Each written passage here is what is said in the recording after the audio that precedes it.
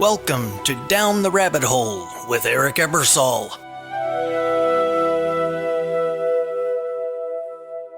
What can your spoon tell you in 60 seconds? Picture this.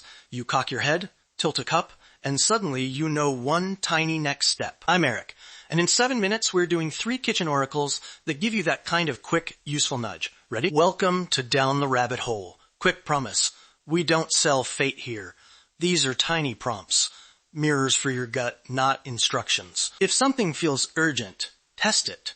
If it feels risky, question it. Love that hook. It already widens the imagination. Prompt, not prophecy, is a great stance to carry with you. Yes, and it's low pressure. You don't need a shrine, you need attention. Tiny tests, tiny answers. All right, first quick tool. And remember, prompt, not prophecy. The coin flip clarifier is fast. Ask yourself 2 things.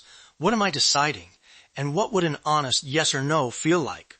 Assign heads and tails, flip, notice the result, and notice your immediate reaction. Wait, that's key. The first sentence you form about the result matters most. If you flip and your first thought is, I can breathe easier, that's the clue, not the side the coin landed on. Right. Coins show up everywhere as quick mirrors. Say both options out loud, flip, and watch that first mental sentence. It's often the most honest reaction. Let's demo quickly. I'm choosing between a short walk now or saving it. Heads equals walk, tails equals later. I'm flipping now. I heard the clink and it's heads.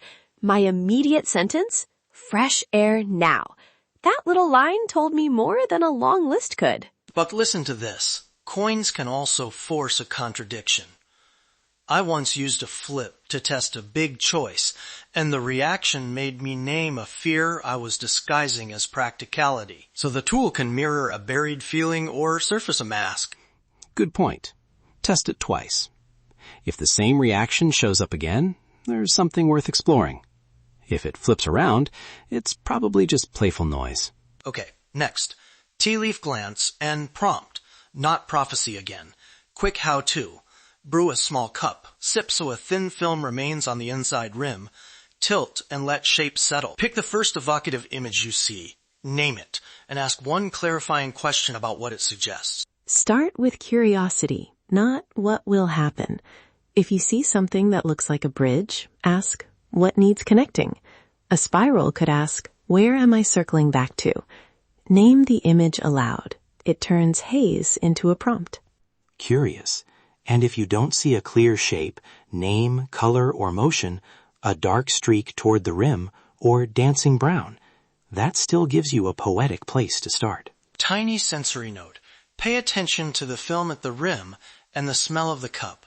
Those small things anchor you. But here's our guardrail. Treat images as micro-poems, not marriage contracts. Use them to ask useful follow-ups.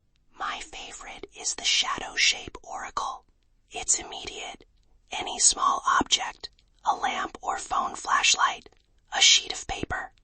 Hold the object close, cast a shadow, breathe into the outline, and then ask 3 prompts. What does this shape want me to notice? What feeling does it carry? And what's one small step it suggests?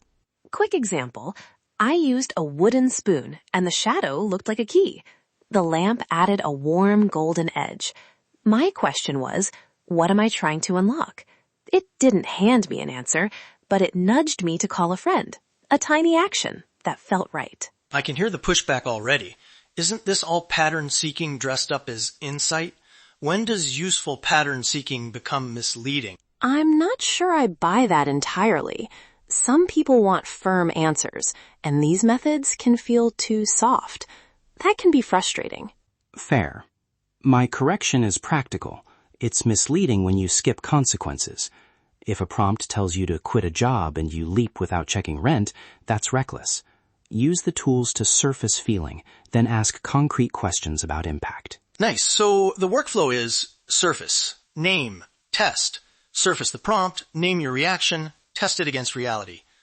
All right, let's stitch those 3 into a 1-minute micro-oracle. Grab a coin, a small cup, or something to cast a shadow. If nothing is at hand, imagination works too. Close your eyes for 2 breaths. Now, ask one follow-up. What small next step does this suggest? Write it down or speak it. Even a tiny step, a 2-minute call, a 5-minute walk, moves a prompt toward action. Quick recap: coin for clarity, T for poetic images, shadow for feeling, small tools, immediate prompts, and always check consequences before you act. If this landed for you, try 1 mini oracle a day for a week and notice patterns. Subscribe to Down the Rabbit Hole if you want more tiny practices like this. It really helps us keep making episodes. And remember, invitations, not rules. Be kind to yourself. Experiment lightly. And if something feels heavy, talk it over with someone you trust. Let's be curious, not frantic. Tiny rituals, big returns when you treat them gently. Don't be afraid to learn. Thanks for listening to Down the Rabbit Hole. Don't forget to subscribe, try 1 mini oracle this week, and drop us a note about what you discovered. See you tomorrow. And hey, don't be afraid to learn. You've been listening to Down the Rabbit Hole with Eric Ebersol.